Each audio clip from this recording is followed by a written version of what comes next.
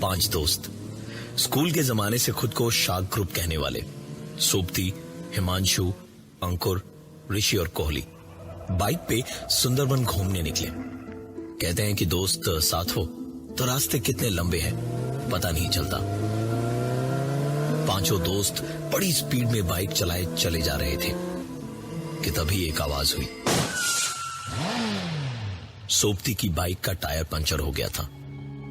बाकी सब आगे निकल गए। काफी आगे जाके ऋषि ने पीछे देखा, सोबती नहीं था तो सबको रोका। कुछ 15 मिनट तक इंतजार करते रहे लेकिन सोबती आया नहीं। सबने बाइक स्टार्ट की और वापस सोबती की तलाश में पीछे की ओर निकले। तकरीबन 8-9 किलोमीटर पीछे गए तो सोबती की बाइक सड़क के किनारे पड़ी हुई दिखी। टायर पंचर था और सोबती आसपास कहीं नहीं था।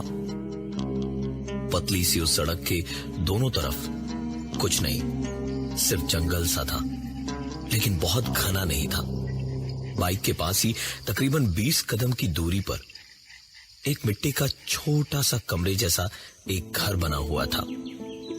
गिरी हुई बाइक और सोबती का कोई नामो निशान ना देख के अंकुर ने फोन मिलाया। सोबती का फोन बजा लेकिन अंकुर को अपने फोन पे होती रिंग के साथ साथ कहीं सोबती का फोन भी बजता हुआ सुनाई दे रहा था। सबने इधर उधर देखना शुरू किया तो आखिरकार हिमांशु को थोड़ा ध्यान लगाने पे सुनाई दिया कि फोन उसी मिट्टी के कमरे के अंदर बज रहा है। तंतनाते हुए चारों दोस्त उसके अंदर घुसे तो देखा कमरे के अंदर सामने जमीन पे सोबती आराम से सो रहा था। उसे जगाया तो सोबती ने उठ के आंखें मलते हुए कहा, ओह, मैकेनिक अभी तक नहीं आया। सबकी सांस में सांस आई, जैसे पता नहीं कुछ सोच के घबरा गए थे सब। सोबती ने बताया कि बाइक खराब होने पे एक लड़का वहां से गुजरा जिसने यहां इंतजार करने को कहा कि वो मैकेनिक लेके थोड़ी देर में आ जाएगा। और पता नहीं मतलब मेरी आंख कब लग गई। सोबती के इतना कहते कहते दरवाजे से एक लड़का अंदर आया। पता चला कि ये वही लड़का था। उसने बाइक ठीक करनी शुरू की और घिरता हुआ अंधेरा देख के कहा, दादा आप लोग जल्दी निकल जाओ, अंधेरा हो गया है, उसके बाद कोई फेरी नहीं मिलेगी आपको। बात भी सही थी उसकी। सुंदरबन में अंधेरा घिरने के बाद ऐसे फेरी वगैरह पे जाना मना है, लेकिन जब पांचों दोस्त साथ में हो तो फिर क्या टेंशन। हंस के उड़ा दी उन्होंने उसकी बात और बाइक ठीक होने पे पांचों वापस निकल पड़े आगे। अंधेरा घेर चुका था, फेरीज सचमुच जा चुकी थी और कुछ जो वहां थी जाने को तैयार नहीं थी। सबने साफ साफ मना कर दिया जाने से। पांचों ने सोचा कि वहीं कैंप किया जाए रात को कि तभी एक आवाज आई, ये सुंदरबन है बाबू लोग, यहाँ सब मिलेगा। चलो मैं छोड़ देता हूँ, बिल्कुल सही जगह लेके पहुंचूंगा। आप वही है ना, वही पिछली बार जो आए थे, हिमांशु, कोहली, ऐसा ही कुछ नाम था ना आपका। नजर घुमा के देखा तो पेड़ के नीचे एक आदमी बैठा बोल रहा था।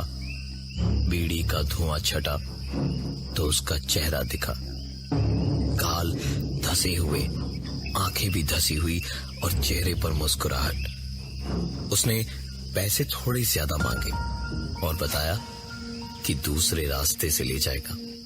उन्होंने उसके साथ उस जगह से निकल जाना ही बेहतर समझा। बोट पे नीचे बाइक रख के पांचों बोट के ऊपर चढ़ गए।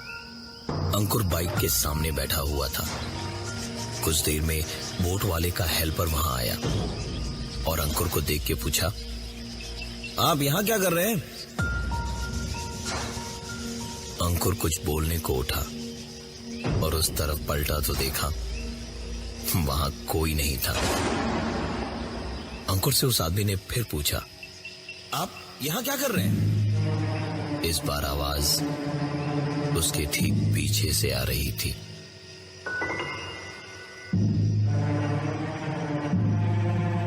अंकुर भागा भागा वहां से निकला।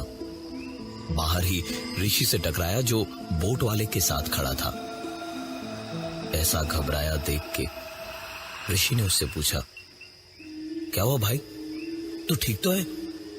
अंकुर ने पूरी बात बताई तो ऋषि ने अंकुर की पॉकेट में हाथ डाल के बोतल निकाली और कहा, तू 24 घंटे पिएगा तो ये सब तेरे ही साथ होगा ना? और इतना कह के वो उसे अपने साथ ले गया बगल वाले कमरे में, जहां बाकी तीनों दोस्त बैठ के मस्ती कर रहे थे।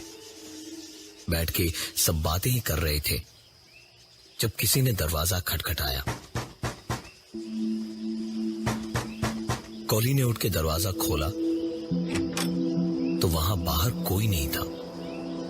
हो सकता है कोई दिक्कत हो जिसके लिए बोट वाले ने ही खटखटाया हो। ये सोच के सीढ़ियां चढ़ के ऊपर गया। ऊपर पहुंच के कॉली ने देखा कि बोट पे कोई नहीं था और तभी बोट के इंजन की आवाज की तरफ ध्यान गया। इंजन के साथ बोट भी बंद हो चुकी थी। कॉली तुरंत अपने दोस्तों के पास दौड़ा दौड़ा आया और कहा, पूरी बोट में हमारे अलावा और कोई नहीं है। कॉली का ये बोलना खत्म हुआ ही था कि तभी एक आवाज आई।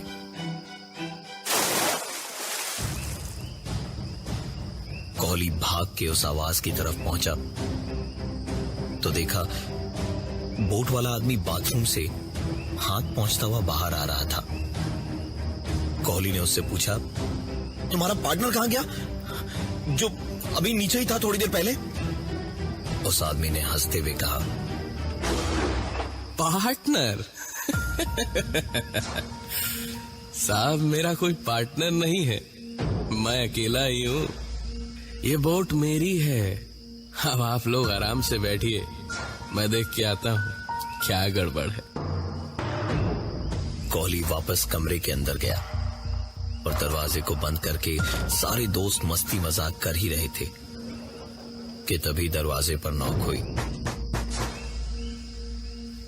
दरवाजा खोल के देखा तो वही पार्टनर या हेल्पर जिसके वजूद को अभी कुछ देर पहले उस आदमी ने नकार दिया था, सामने खड़ा मुस्कुरा रहा था और उसने कहा, मशीन में फॉल्ट है, ठीक होने में थोड़ा वक्त लगेगा। पांचों एक साथ बोले कि तुम्हारा मालिक कहां है? उस आदमी ने हंसते हुए कहा, अरे साहिब क्यों गरीब का मजाक उड़ा रहे हैं? बड़ी मुश्किल से पाई इकट्ठा करके बोट खरीदी है। ज्यादा पैसे होते तो इस बोट पे मैं अकेला क्यों होता, और भी लोग होते ना। उसकी बातें सुन के सबको बेहद गुस्सा आया। उन्होंने उसको पकड़ा और खींच के ऊपर ले गए। जाके देखा कहीं पर कोई नहीं है, सिर्फ यही 6 लोग हैं और इस बोट पर कोई नहीं है। सब कुछ देखने के बाद उस आदमी ने कहा, आप सबने बहुत पी ली है, आराम कीजिए, मैं बोट संभालता हूं। वापस आने के बाद 3 दोस्त सोबती, हिमांशु और अंकुर एक कमरे के अंदर बैठे और 2 एक कमरे में जहां ऋषि और कोहली बैठे थे। वहां अचानक ही चलती हुई बोट में उनकी खिड़की पर एक आवाज हुई। ध्यान से सुना तो ऐसा लगा जैसे कोई पानी में हाथ पैर मारता हुआ खिड़की पे खटखटा रहा हो। ऋषि खिड़की को खोलने ही जा रहा था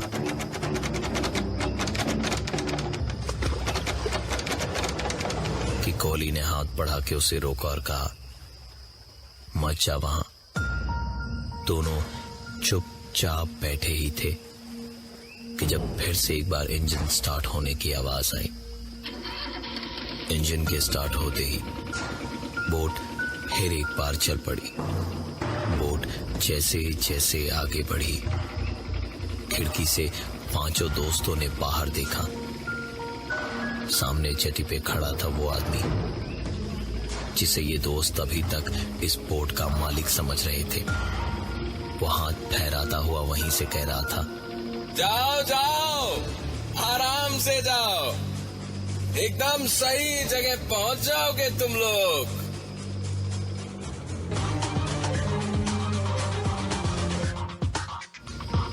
थोड़ा आगे जाने के बाद एक सेंचुरी के पास पुराना सा गेस्ट हाउस दिखा और वहीं पर बोट रुकी। बोट के उस हेल्पर ने कहा कि रात वहीं बिताएं और सुबह होते ही निकल जाएंगे वहां से। वो हेल्पर वहीं बोट पे ही रह के उनका इंतजार करेगा। पांचों की थकान और परेशानी में हालत बहुत ज्यादा खराब थी। उन्होंने 2 कमरे लिए, एक में सोपती, हिमांशु और अंकुर रुके और दूसरे में ऋषि और कोहली। रात का वक्त था। जंगल के सन्नाटे में रह रह के जानवरों की आवाजें बहुत तेज आ रही थी। किसी तरह सोपती, हिमांशु और अंकुर सोए। आंख लगे तकरीबन 1 या 2 ही घंटे हुए थे कि तभी अचानक सोपती उठ के दरवाजा खोलने गया। दरवाजा खोला तो सामने देखा वही आदमी खड़ा था जिसे उन लोगों ने बोट का मालिक समझा था और जो बीच नदी से ही गायब हो गया था। सोपती की उसे देखते ही हालत खराब हो गई थी। वो डर के मारे कांप रहा था और तब तक हिमांशु और अंकुर भी जाग चुके थे। उठ के उन्होंने भी दरवाजे पे उसी को देखा तो उस आदमी ने हंसते हुए कहा, कुछ खाएंगे साहब? सोपती ने उसे धक्का दिया और तीनों वहां से निकल के भागे। सामने देखा तो ऋषि और कोहली उन तीनों का नाम पुकारते हुए चिल्लाए जा रहे थे और जेटी के किनारे बोट की ओर भागते हुए उन्हीं के लिए खड़े थे। तीनों को आता देख वो दोनों आगे आगे भागे और बोट पे चढ़ गए। सोपती, हिमांशु और अंकुर भी पीछे आए और बोट पर चढ़ गए। बोट का इंजन ऑन किया तो बोट आगे की ओर बढ़ने लगी। तीनों ने राहत की सांस ली और पलट के वापस देखा तो उनको जो कुछ भी दिखा उस पर यकीन करना मुश्किल था। ऋषि, कोहली और वो आदमी जिसे वो बोट का मालिक समझ रहे थे, तीनों आदमी जेटी के कोने पे खड़े होके हाथ हिलाकर अलविदा कह रहे थे। तीनों तुरंत इंजन रूम की ओर भागे, बोट वाले को बोट रोकने के लिए कहने को, लेकिन पहुंच के देखा तो वहां कोई नहीं था। तीनों वापस बोट के ऊपर आए, लेकिन वहां भी कोई नहीं था। इतने में सोपती ने कहा, अब तुम लोग यहीं रुको, मैं बोट रोकने की कोशिश करता हूं। और वो इतना कह के इंजन रूम में चला गया। इंजन रूम में 50 बटन, कुछ लीवर देख के सोपती को कुछ समझ नहीं आ रहा था। तभी बाहर से उसे कुछ जोर की आवाजें सुनाई दी।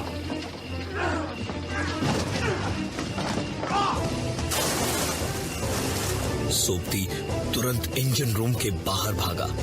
वहां पहुंच के देखा हिमांशु और अंकुर भी अब इस बोट पर नहीं थे। इस बोट पे इस वक्त कोई था तो वो था सिर्फ सोपती और बिल्कुल अकेला। अपनी किस्मत को कोस रहा था कि कौन सी मनहूस घड़ी में यहां दोबारा आने का प्लान बनाया था उसने। बोट की रफ्तार धीरे धीरे बढ़ती जा रही थी। उसने सोचा कि इंजन रूम में जाके एक बार और कोशिश करता हूं इस बोट को रोकने की। वो दौड़ के इंजन रूम में गया। तकरीबन 15-20 मिनट तक कोशिशें करता रहा, लेकिन कोई फायदा नहीं हुआ।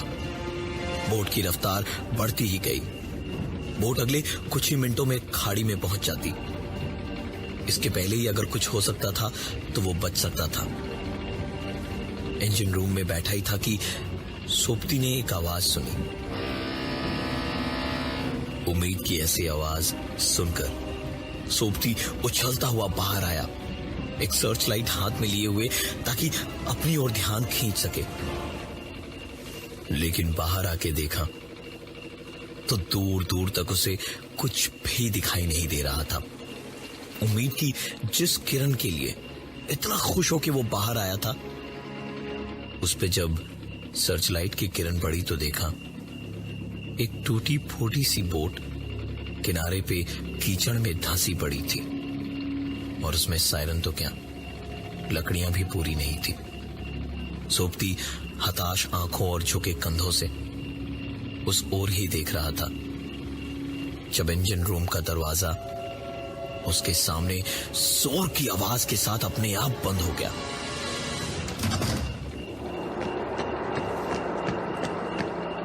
सोबती तुरंत भागा और जोर जोर से दरवाजे पर मारने लगा।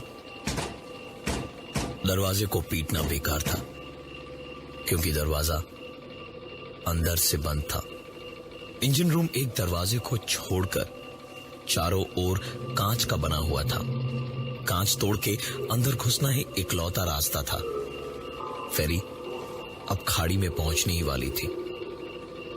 सोबती कांच तोड़ने एक लकड़ी लेके जैसे ही कांच के पास पहुंचा तो उसके हाथ से डंडा छूट के गिर गया, क्योंकि एक लड़की बैठी थी उस इंजन रूम के अंदर, एक फटी सी लपेटी हुई साड़ी में। उसके कपड़े फटे हुए थे, बुरी तरह पीटा हुआ था, और उसकी हालत बिल्कुल ही खराब थी। सोबती को अब समझ आया कि ये सब क्या हो रहा था। कुछ साल पहले जब पांचों दोस्त सुंदरबन पहली बार घूमने आए थे तो जंगल में घूमने निकले थे। वहां एक सुनसान सी जगह पे यही लड़की उन्हें दिखाई दी थी। यहां उन्हें कोई नहीं जानता था और दूर दूर तक आसपास कोई नहीं था। दूर दूर तक किसी को पता नहीं चलता कि क्या हुआ था वहां। इसलिए उन पांचों ने मिलकर उस लड़की और उस हालात का गलत फायदा उठाया था।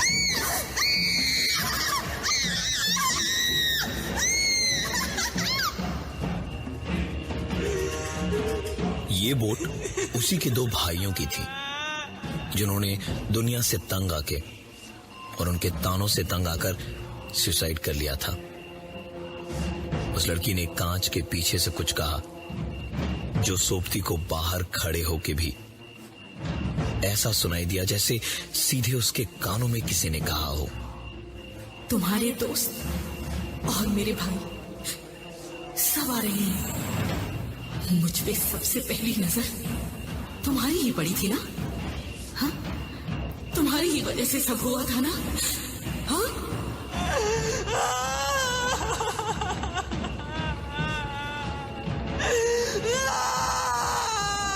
बोट अब खाड़ी में काफी आगे आ गई थी कि तभी अचानक बोट रुक गई और कुछ आवाजें आने लगी।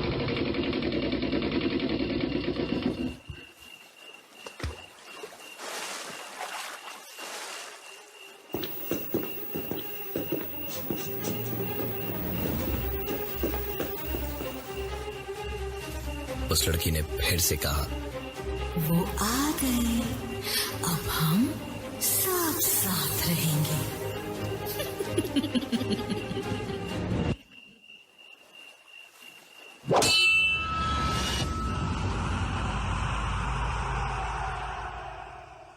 इंसान को उसके पापों की सजा इसी जन्म में मिलती है।